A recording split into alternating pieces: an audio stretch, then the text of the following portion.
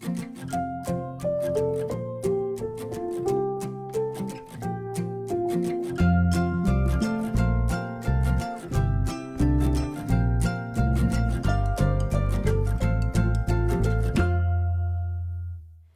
hello guys, Pam here from Pam's Crafty Corner. It has been a while. I haven't really done any Flosstube through the summer. Enjoyed the summer, worked a lot. It was extremely busy, and enjoyed the couple of weeks that I had off. Did a little bit of kitchen reno and update during that time as well, and watched an awful lot of tennis. So now that summer is over and fall is here, I guess it's time to settle back in, and I'm back to stitching, and I figure I might as well get back to doing my Flosstube videos too. So here I am. If this is your first time coming to my channel, welcome. I used to post really regularly, and then it was kind of sporadically, and now I'm only just trying to get back into doing some regular videos. If this is a returning time for you, thank you for sticking with me and putting up with the big pauses in between videos. But big pauses lead to lots of stuff to show. So without further ado, let's get at it. While I still have some daylight here because it's fastly leaving us. I'll start with my cross stitch. I do have some crochet and knitting that I'll talk about as well at the end, and a little bit of Sashiko stitching that I have done, but I'll do all the cross stitch at the beginning in case you guys want to see that. So let's start with some of my full coverage stuff. This year I did focus quite a bit on my Christmas Carol piece. I cannot remember where it was the last time I showed it to you, but my intent is to take screenshots so that when I do come back for the next video, I'll be able to show you a before and after so you can see what progress I've made. Anyone who follows me on Instagram would have seen the changes on this piece as I've been working on it anyway. This is a picture of what this piece looks like. And this is where we are. There you go. So quite a bit done. I've finished another page, I believe, and I've added in some more here on the end with the shop windows. The carolers' heads are all done. What else is there? The horse, start of a horse, I think, down here in the bottom. There we go. Really love this piece, enjoy working on it. This is stitched 1/1 on 25 count. So pretty tiny, still lots to go. So that's that one. I think I only have a couple of full coverages to show you. So that's one. The next one is Four Seasons, also by Heaven and Earth Designs. This was a restart for me, and because originally I started doing this as 2/1 tent stitch on 28 count, and I don't like tent stitch, so I'm doing 1/1 on 28 count. And that is where we are now. I hope this is picking up the colors okay with the way the lighting is here at the moment. Really tiny, tiny, teeny, teeny, teeny, teeny, tiny stitches. But I am working this one diagonally to make it a bit easier.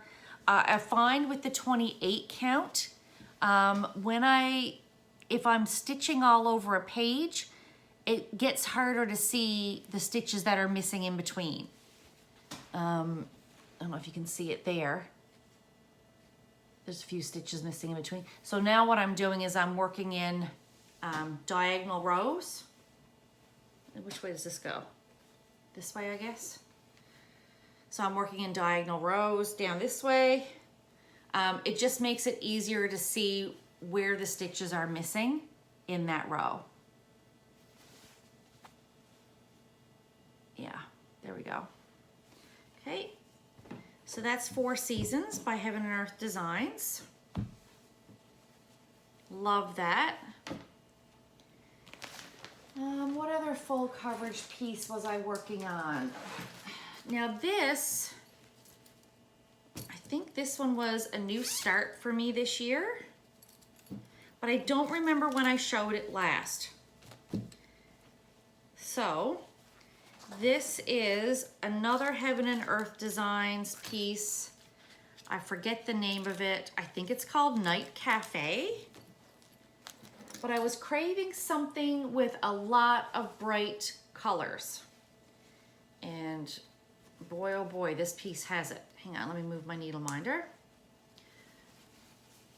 So I think this is Night Cafe by Leonid Afremov, if I'm saying that correctly. A lot of bright colors. I'm stitching this one 2/1 on 18 count Aida, and I'm doing a page at a time on this one, same as my other full coverage pieces. And when I do a page at a time, I will feather into the next page at the side and at the bottom, and then park somewhere down here, just so that there's no grid lines left in my stitching. I do not, what's the word I'm looking for? I don't grid my fabric, never do. To me, for me, it's not the way that I stitch. I don't, I just count the holes. I don't grid any of my fabric. None of these full coverages are gridded. Okay, that's that one.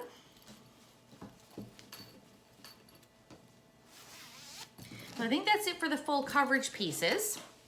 Let's talk about some other pieces that I've had for a while. I know I've worked on them since you saw me last. So let's talk about these two. This one is Exquisite Lace, which is designed by Arlene Cohen. Her shop is Works by ABC, and this is called Exquisite Lace. I'll insert a picture of what that looks like. And this is where I am at the moment. So the entire center portion is done. I'm stitching this with B5200,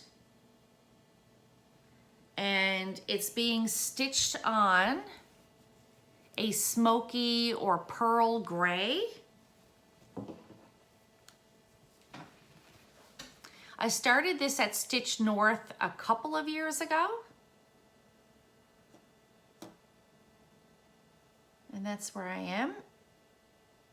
Really like this one. I think this was my start 3 years ago. So I think I have the entire center motif done. And now I need to start working out to the outer edge and border.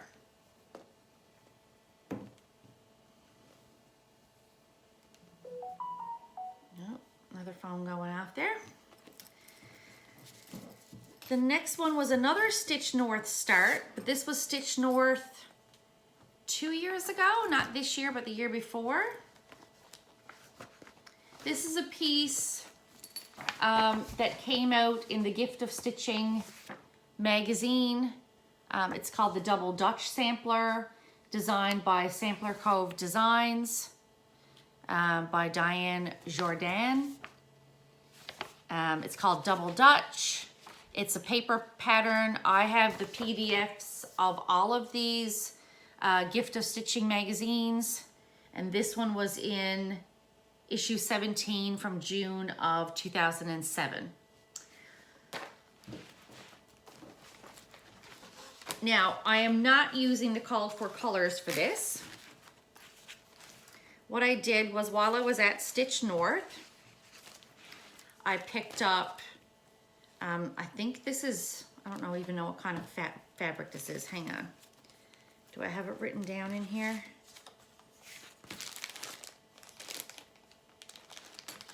Maybe, maybe not. Is it porcelain? It's a piece of 32 count porcelain from Roxy Flosco. And the colors I went with are from Brennan Needle. And they are three really, I think, pretty colors on this fabric. This fabric has a, I don't know, it's not white, but it's like a creamy beigey color. Showing up white there, I guess, because of the way the light is coming in my side door. And this is what I have done on this piece. I've got all the border done across the top and down one side.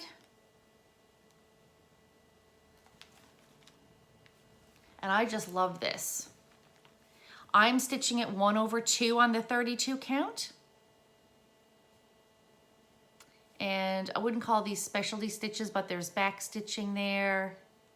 4-sided cross stitch, I think they call that, or a 4-sided stitch. Looks like little boxes. Yeah, I absolutely love this, and I love the way those colors are going together. Yeah. So my plan is to do all of the border on this first and then do the motifs in the middle.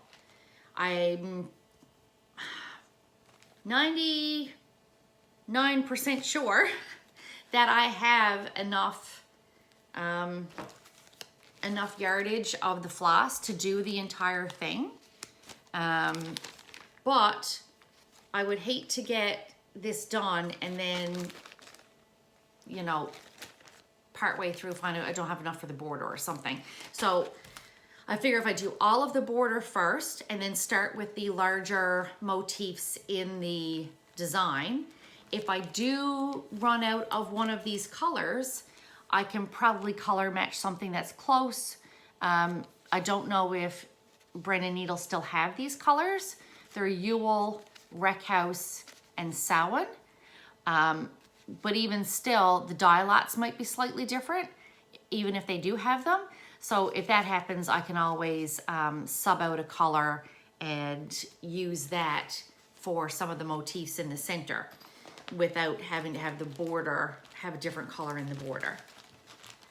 So I'll keep working on that and continue to add that border around the outside. Find that's an easy stitch to take with me and work on because I'm not using Pattern Keeper. It's a printed chart. I'm just crossing it off with my color pencil as I'm going to make sure I'm not missing anything. And everything's in this one bag. I can just pick it up and go. This can travel with me. I usually take that with me if I'm going somewhere. It's easy to put a few stitches in. All right. Another one that I haven't shown in a while, I may have showed it on my last video though, is a Debbie Patrick design. This is the Victorians Across America series by Debbie Patrick. This one's called Alamo Square. It's a set of row houses in San Francisco. So that's what it looks like. I have now completed one full side of this chart completely. So from here over is done completely. Even this house is all back stitched. I still have a few little buildings back here that need to be backstitched. I think I backstitched from like here over. So that's all backstitched and done. These houses are backstitched and done. So I have one more house to add here, which is what? Which is this pink house on the end, this one. I have to add that pink house and some of the trees and buildings in the back there on that side. As you can see, I started the pink house right there. I started doing in some of the sidewalk on the bottom because that was mindless stitching, which is good when you're watching TV sometimes. Yeah, because there's a sidewalk that runs the full length of the front of the house. Yeah. So that's my Debbie Patrick. Those are not in print anymore, so if you come across a Debbie Patrick, hang on to it. She's a fabulous designer, very talented artist, and a lot of her artwork in the 80s, I want to say, 80s into the early 90s, she also turned into cross-stitch patterns. So her charts are designed with a true like painter's, artist's eye, and she has a real knack for architecture, just beautifully done. So that's where I am with that. Now, let's see. What else do I have here? So I did have a couple new starts this year because I had a couple finishes as well earlier in the year.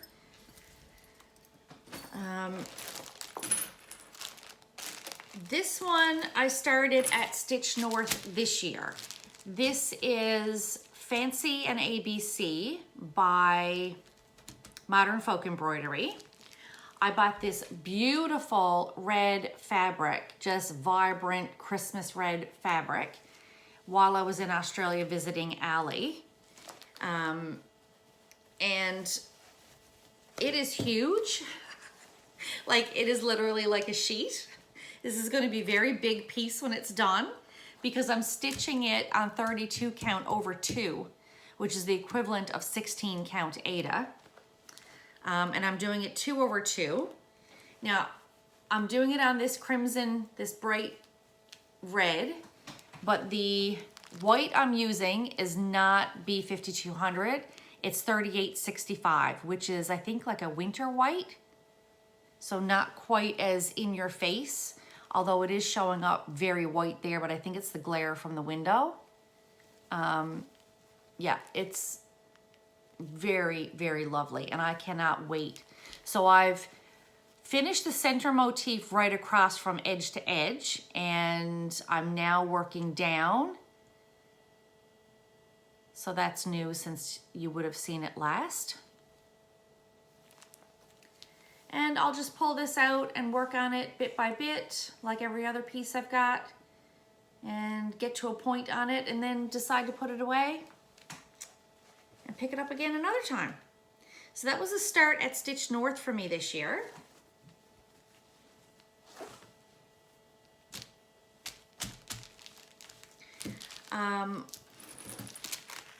While I was away visiting Ali, I had a new start while visiting her. This is Newcastle Bouquet. Pull a picture of it. Newcastle Bouquet by Teresa Kogut. Most of you would have seen this before. It was a chart that came out a few years ago. I really like this. The picture on her website has this on a lighter colored, or at least with the lighting, the way the photo was taken, this looks to be on a lighter piece of fabric, which I opted to go with. I didn't want it as quite as muddy looking as that, or as grainy looking as that. So what I went with, what I opted to use, was a piece of fabric that I purchased. I don't remember what kind of fabric. I don't have it written down here. No, I have it written in my notes somewhere where I keep my information about the pieces I'm doing. But this is where I am. It is like a buttery yellow, very, very faint, little bit mottled. Again, the lighting is not helping here, is it? If I hold it to the side, no, that doesn't help either. But it's a mottled buttery yellow. And I just love the way the red and that dark green pops on the piece. I love the way the flower is coming out, the bird. I love everything about it. The one thing I didn't like is that I started stitching in these flowers. Again, the lighting in here today is not good, is it? I started stitching in these flowers. And on those flowers, it calls for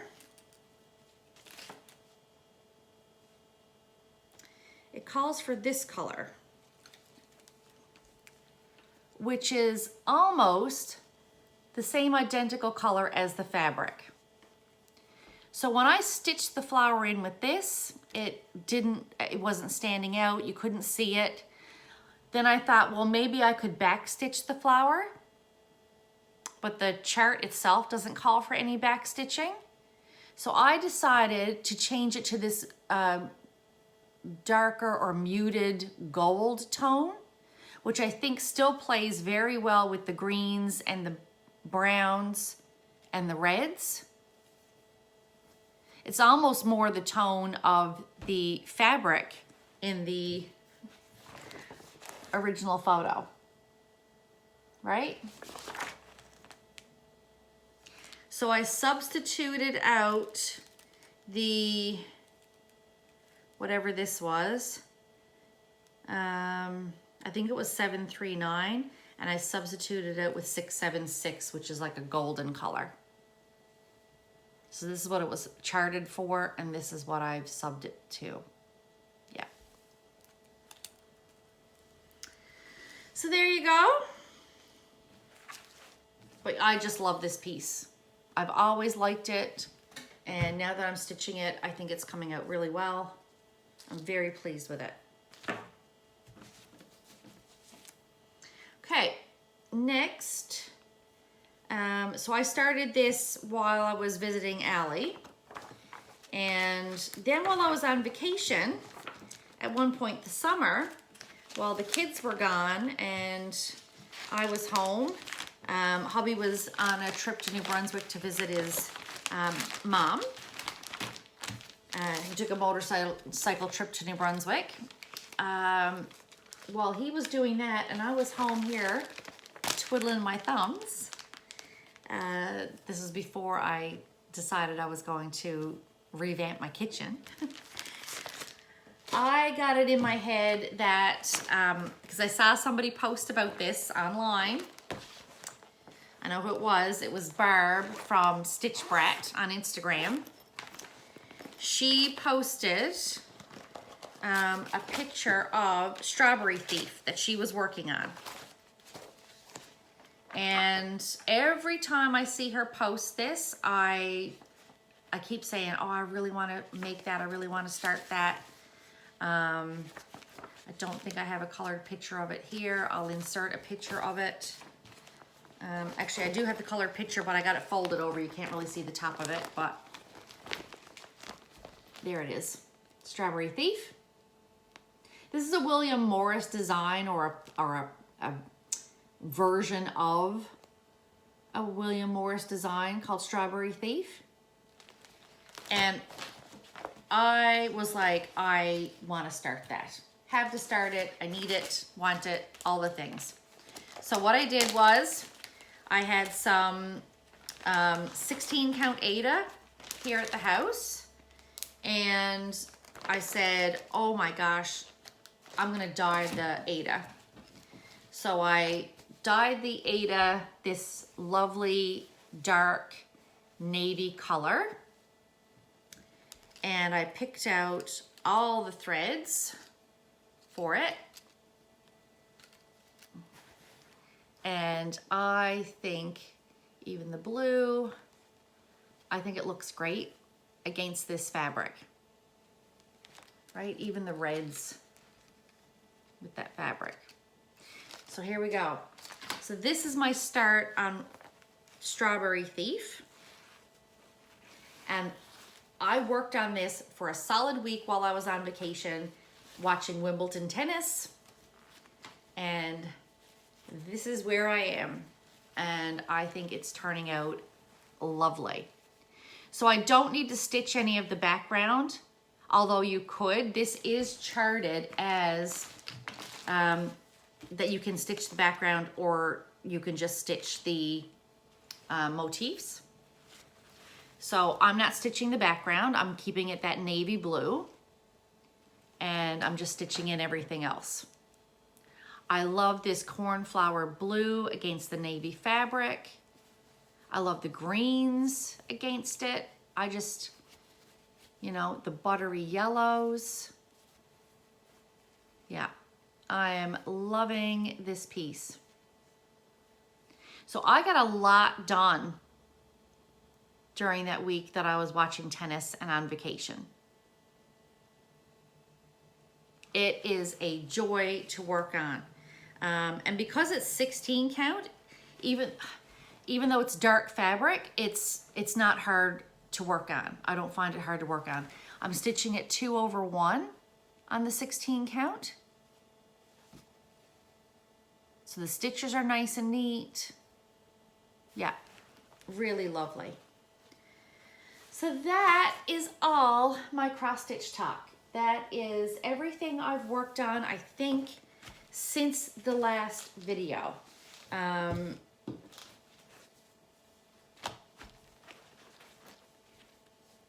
I've enjoyed every stitch that I've put in over the summer. I have a couple of other projects that are time sensitive that I'm working on that are not cross stitch related. So the month of, like the very end of August going into the first couple weeks of September, I hardly touched any of my stitching because I was knitting and crocheting instead. I think the last video that I did, I spoke to you a little bit about my trip away. When I went to Australia, I went to Stitch North, and the fact that I had purchased some Sashiko embroidery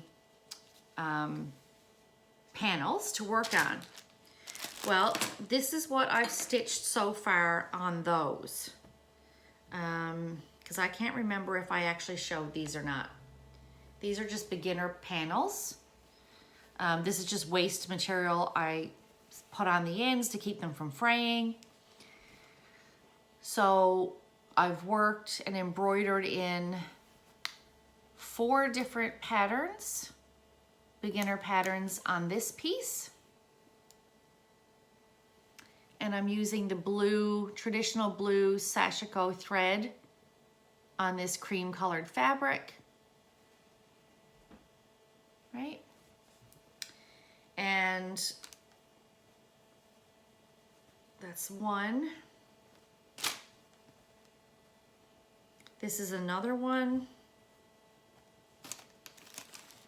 And this one is not quite completed. This is 3 on this strip. So there's that one. There's this one. And there's this one, which isn't finished. I still have to work this one. Yeah. And the way Sashiko is done, you work a long running stitch, and then you'll work up and then come back and work a long running stitch. Go across, come up, come back, a long running stitch. So there's a lot of, you don't constantly twist and turn your work. You're working your needle all the way through in a straight row as you're going. So I still have to finish that panel on the bottom. My needle is stuck in the side of my fabric there. And then I had pulled out a couple of, these are a couple of the blue panels that I have, which are not stitched yet. And again, you can see the stitching lines on them. This is to help with beginners so that you can learn how to stitch them and where your stitches should go. So like the spacing. So your spacing is uniform. So your stitches are roughly all the same length and flow nicer. So these are stamped panels, and that's what they're for, to help you. So I have a couple more of these. I have a couple of blue ones. I have a couple more cream ones, and I have some green ones downstairs as well. But that's all I've done with that to date. Okay, and lastly, I'm going to talk a little bit about my knitting and my crochet. So I don't really have a whole lot to show you, but my granny square coat that I made last year, someone asked me to make one for a present, and it's for someone that's close to me, like someone that I don't mind doing a jacket for. Her birthday is coming up in October, and it's meant to be a birthday present. So that chart, that pattern, here's the pattern. Okay. It's not, I printed it in black and white. It's from Yarn Inspirations. It's called the Coatigan in Grannies. And so this requires 10, I think it's 60, 10, 20, 30, 40, 50, 62 granny squares.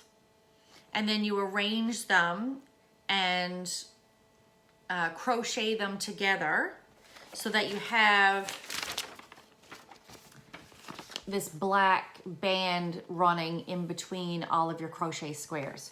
So I'm down to the last, and the coat that I have is done in all fall colors. So like cranberry, black, browns, creams. So I think I'm on the last 10 squares, which will give me my 62 squares. And then I need to start sewing them together.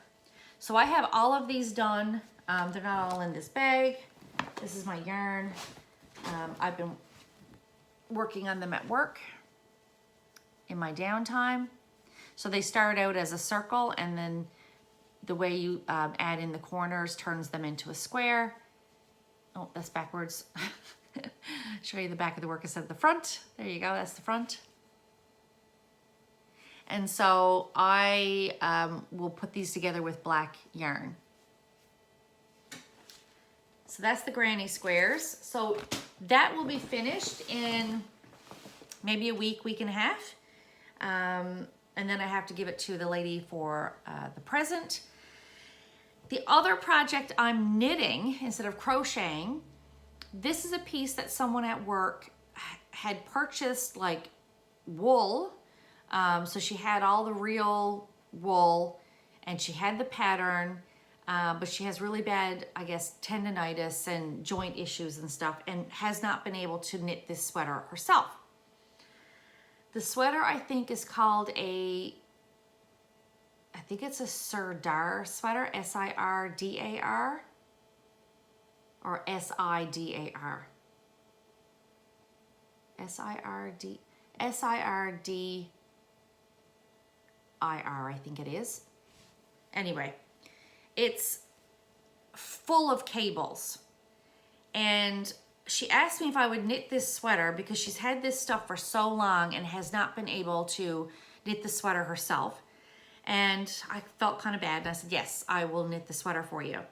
And she said, okay, I want it all done like the pattern, except the band, I would like to have a ribbed band at the bottom and on the cuffs instead of the cuffs done in pattern. I said, okay, no problem.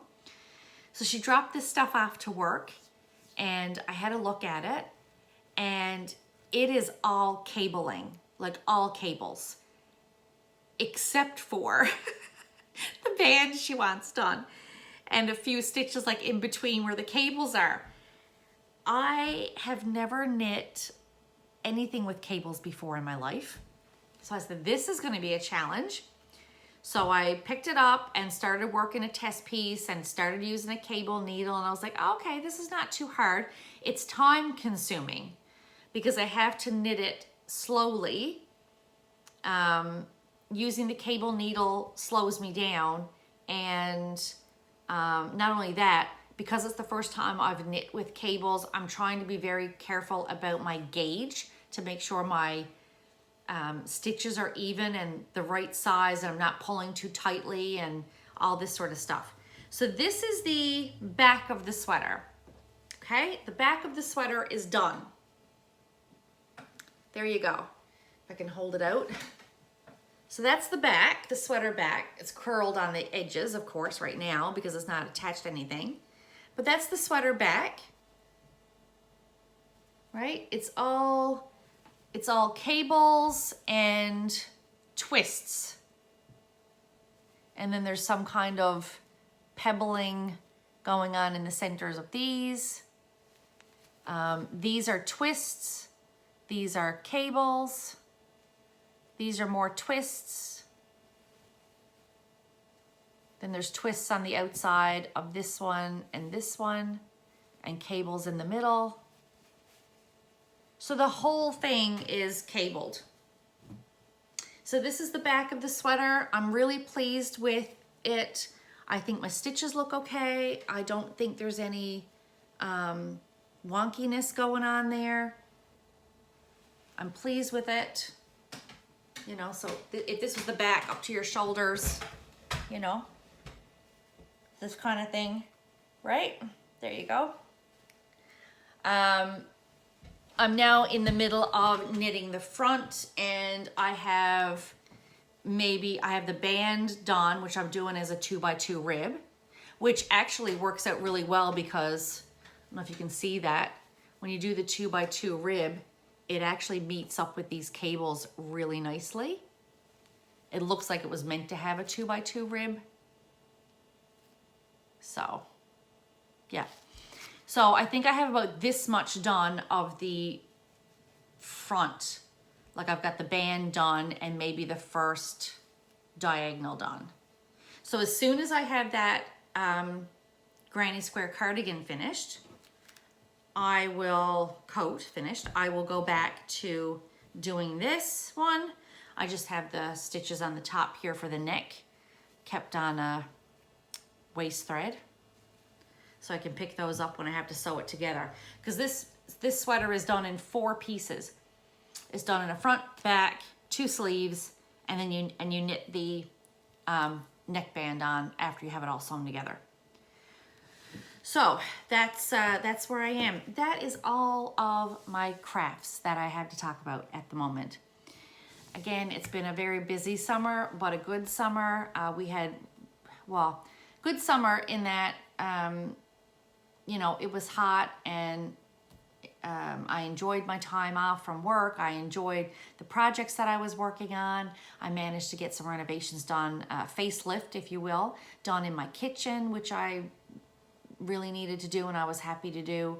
But, you know, we had a drought here in Newfoundland this summer.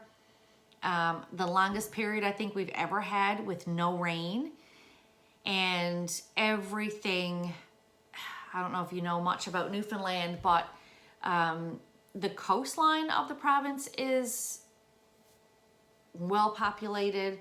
The interior of the province is populated through the center, and everything else is forest. And we had our share, more than our share, of forest fires here this summer.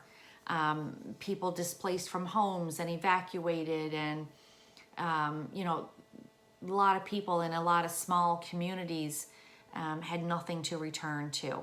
And these were probably families that were living in homes that were their grandparents' house, or, you know, like these close-knit, tight-knit communities where you have multiple generations still living in the same community. And a lot of these people lost everything with nothing to return to. Very sad, very upsetting. So working through that was interesting as well, because I got to see it from the other side, from the first responder side, and it was just crazy busy, very busy. Thankfully, I live, although a couple of the fires were somewhat close to us, I didn't get an evacuation order or anything. So I did have stuff pulled and put aside just in case we had to evacuate our house. Important things that I wanted to take with us if we had to leave, but thankfully, you know, that it didn't come to that.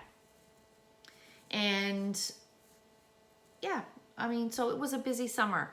Other than that, it was pretty good. And now that I'm back to Flosstube, I'm going to give myself a little bit of an incentive to come back in 2 weeks. I'm going to do a little giveaway. I'm going to do a giveaway for this chart. This is an older chart. I don't know if anyone wants it or needs it. It's from Little House Needleworks. It's the needle worker chart. It is a proper printed chart, not a PDF, obviously. Its copyright is from 2013, so it is an older chart, but lovely just the same. I've already stitched this, and I'd like to pass it on. So if you would like this chart, mention somewhere in the comments the word needleworker. And in 2 weeks, I will come back with an update video, and I will do a draw for this chart. And I'll get it out in the mail to whoever wants it or whoever needs it. So thanks for sticking with me. I hope you've also had a fabulous summer, and you'll see more of me going forward. Have a great day and enjoy your stitching.